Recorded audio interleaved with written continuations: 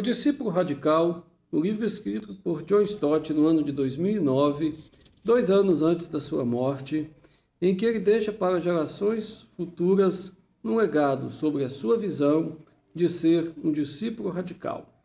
Capítulo 7, Dependência. Os chamados teólogos seculares da década de 60 defendiam audaciosamente que a humanidade havia atingido a maioridade e que, nessas circunstâncias, poderíamos dispensar Deus. Todavia, essa chocante declaração durou pouco, pois a verdade é que somos pecadores. Somos dependentes de Deus, de sua misericórdia e de sua contínua graça. Tentar viver sem Ele é justamente o que significa pecado. Além disso, também precisamos uns dos outros. Compartilharei uma de minhas recentes experiências que demonstram minha fragilidade e dependência. Era uma manhã de domingo, 20 de agosto de 2006, e eu deveria pregar na igreja All Souls, em Laing Place, em Londres.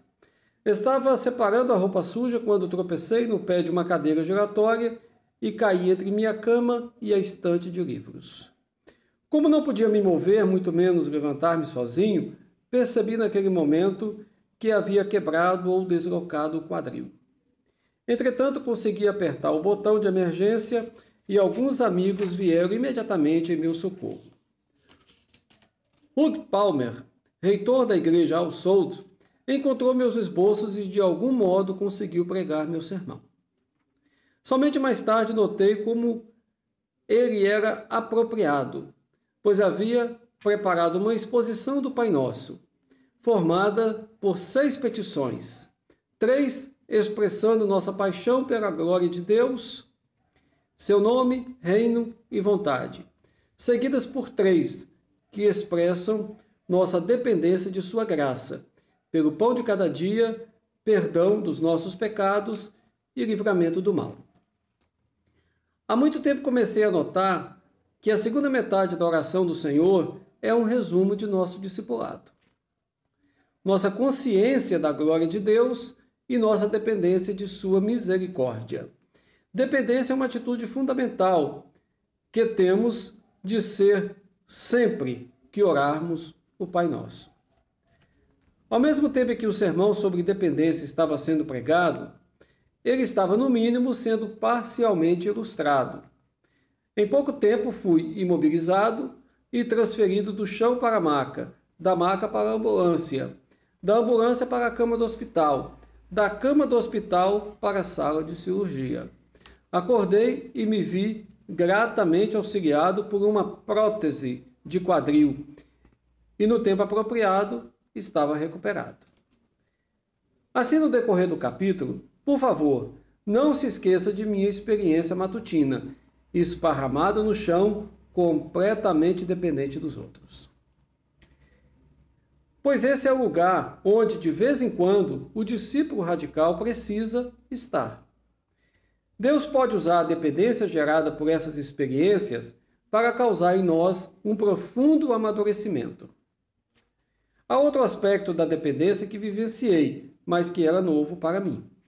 Fui tentado a evitar falar dele, mas meus amigos de confiança insistiram para que eu não me calasse. É a instabilidade emocional que muitas vezes a enfermidade traz à tona e que se manifesta pelo choro.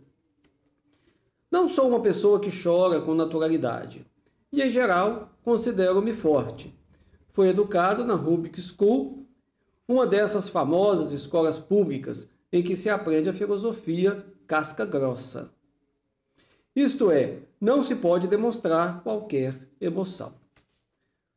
Quando li os evangelhos e descobri neles o registro de que Jesus, nosso Senhor, chorou em público 2 vezes, uma por causa da falta de arrependimento da cidade de Jerusalém, Lucas 19:41, e outra por causa do sepultamento de Lázaro, João 11:35. Desse modo, se Jesus chorou, seus discípulos, presumivelmente, podem fazê-lo. Mas por que eu deveria derramar lágrimas? Não estava diante da falta de arrependimento nem da morte. Estaria eu afundado na autocomiseração, sob a perspectiva de uma lenta recuperação? Estaria lamentando minha queda e fratura? Estaria vislumbrando ali o fim do meu ministério? Não. Na verdade, não tive tempo de colocar meus pensamentos em ordem. Tive uma experiência semelhante de lamento com meu amigo John Yurt, que é professor de ética e perinatologia no Hospital Escola da Universidade de Londres, e que se tornou famoso por defender a inviolabilidade da vida humana em debates públicos sobre aborto e eutanásia. Quando ele me visitou no hospital, compartilhamos nossas experiências de fragilidade e dependência, e ambos chegamos às lágrimas. Eis a forma como ele descreveu essa situação. Nos primeiros dias depois da cirurgia, John Stott foi acometido por episódios de desorientação e por distintas e alarmantes alucinações visuais. Além disso, havia a inevitável obrigação de receber os cuidados da enfermagem e a preocupação com o futuro. Enquanto estávamos no hospital conversando e compartilhando, lembrei-me da minha própria experiência de doença e caos, alguns anos antes. Lembro que estávamos em lágrimas, dominados por um poderoso sentimento comum de vulnerabilidade e debilidade humana. Foi uma experiência dolorosa, mas libertadora. A seguir, a segunda e semelhante experiência, desta vez, foi a contribuição de Sheila Moore, minha fisioterapeuta e amiga. Logo depois, após o retorno para casa, depois de sua convalescência, John havia acabado de voltar para descansar em uma cadeira, quando, de repente, estremeceu e suspirou profundamente. Fui ver se ele se sentia mal e percebi que as lágrimas fluíam livremente. Ele estava vivenciando uma arrebatadora liberação de toda a carga emocional e dos desafios dos eventos recentes, e que havia pacientemente suportado como um paciente. Não há palavras a serem ditas durante uma experiência tão profunda, somente uma empatia e uma confortante mão firme no ombro. Pouco a pouco, enquanto a emoção cedia, assegurei a ele que não se tratava de uma experiência comum em tais circunstâncias e que as lágrimas são um alívio e, de uma forma, uma cura muito valiosa. Essa experiência completamente inusitada aconteceu repentinamente. Foi uma surpresa que causou certo choque e dor emocional. Racionalizar tais experiências talvez seja difícil, especialmente para homens, que tendem a vê-las como uma humilhação. Porém, se encaradas com honestidade, podem ser um alívio maravilhoso. É muito valioso encarar esses momentos com uma preparação dada por Deus para as mudanças que se seguiriam à frente e como um presente especial da parte dele. Deixe-me contar outra ilustração. O que me levou a Cristo durante os últimos anos na Rubik School foi o reverendo A.J. Nash, conhecido por todos seus amigos como Bash. Ele era um homem de notável comprometimento cristão e tinha uma clara visão de como ganhar para Cristo os garotos das melhores escolas públicas. Por meio de acampamentos ou festas familiares, ele era notavelmente bem-sucedido. Além do sucesso nesse ministério, ele não mostrava sinais de arrogância. Pelo contrário, todos os que o encontravam comentavam sobre sua humildade e muitos de nós, que éramos seus amigos, estávamos curiosos para descobrir seu segredo.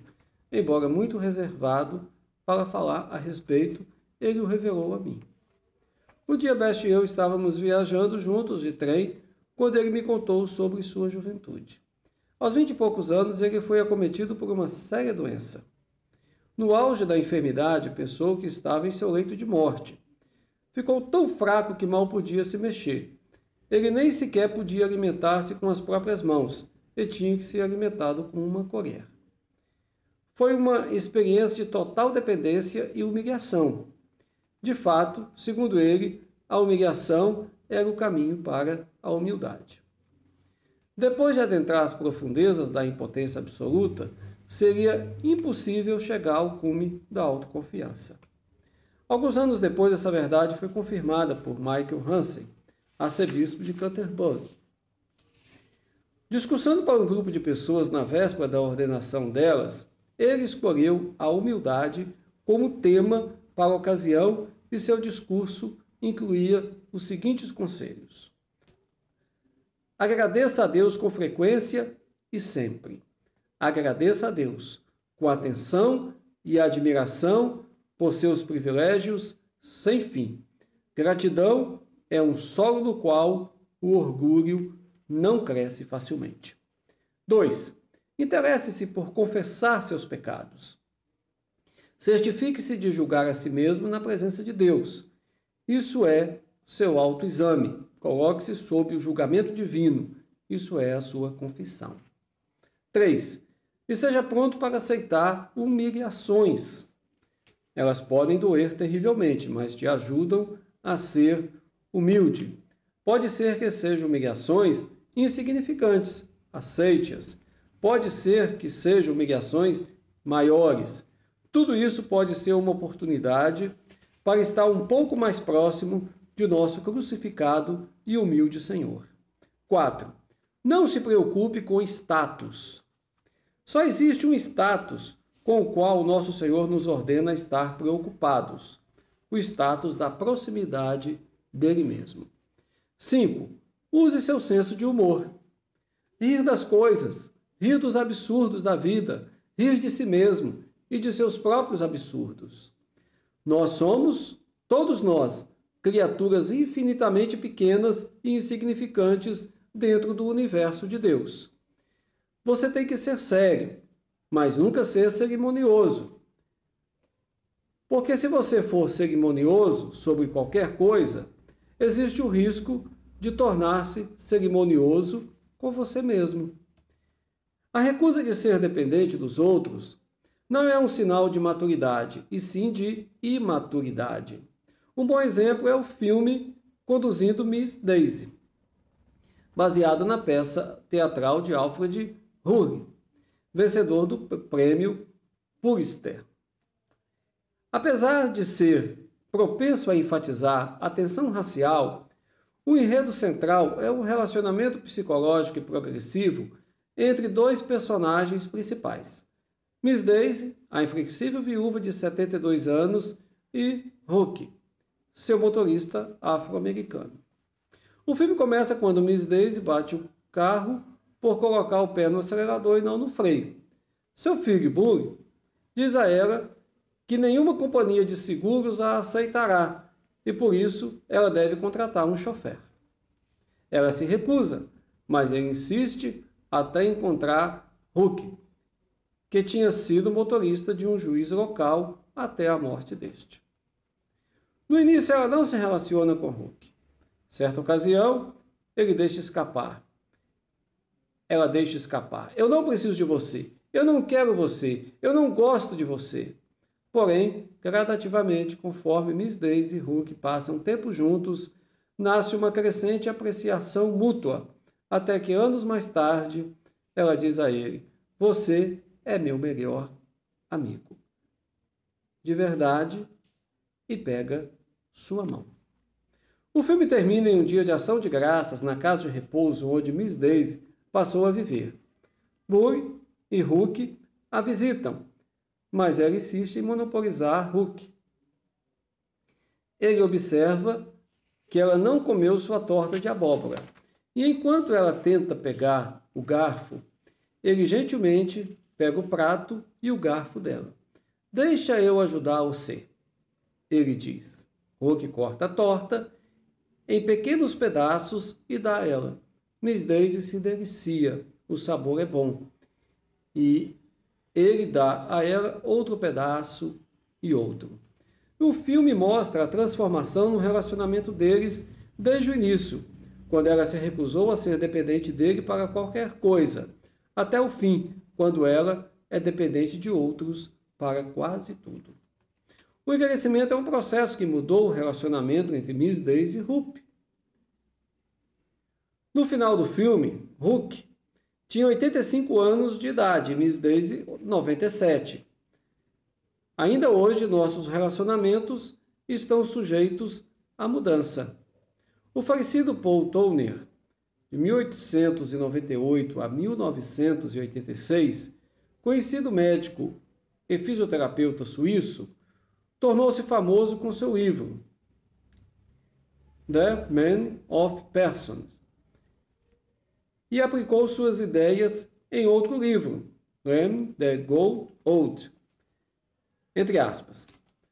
Somos chamados a nos tornar mais pessoais, a nos tornar pessoas, a encarar a velhice com todos os nossos recursos pessoais.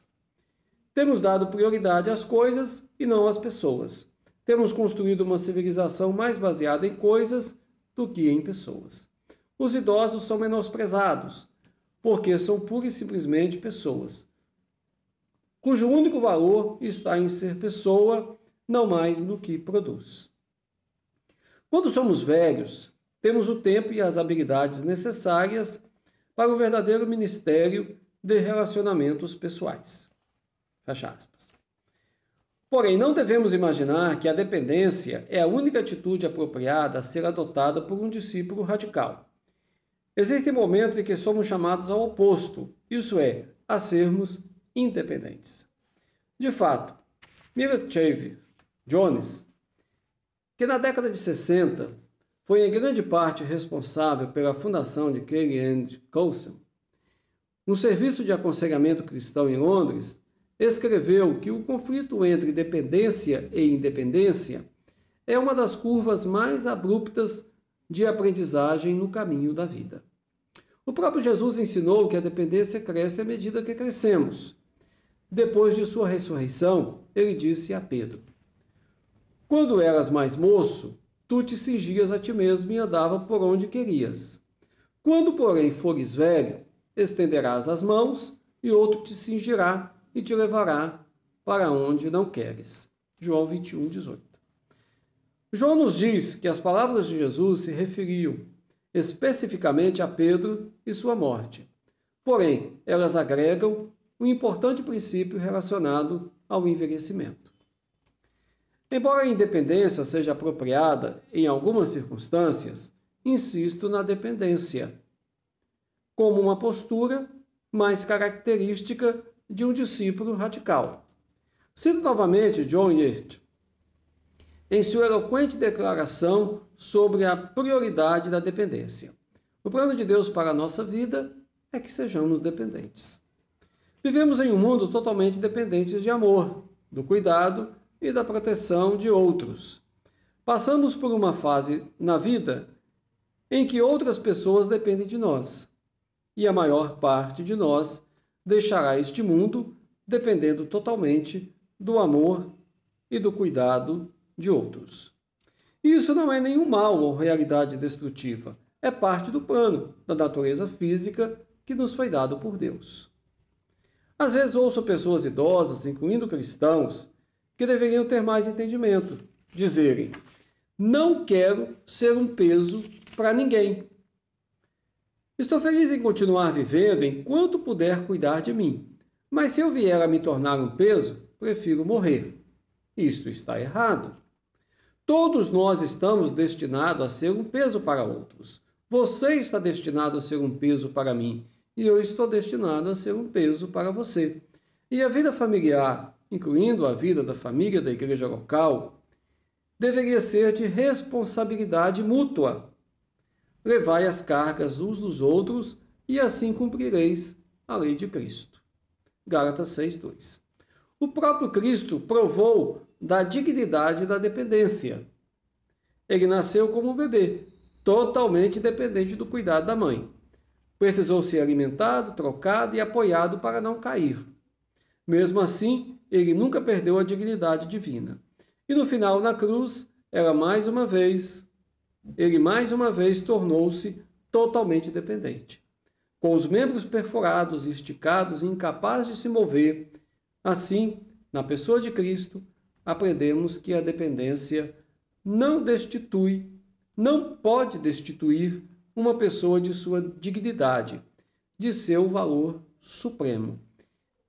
E se a dependência for adequada, e se a dependência foi adequada para o Deus do universo, certamente é apropriada para nós. Então, este foi o capítulo 7, Dependência, do livro Discípulo Radical. No próximo vídeo, farei um comentário deste capítulo. Até o próximo. Deus os abençoe.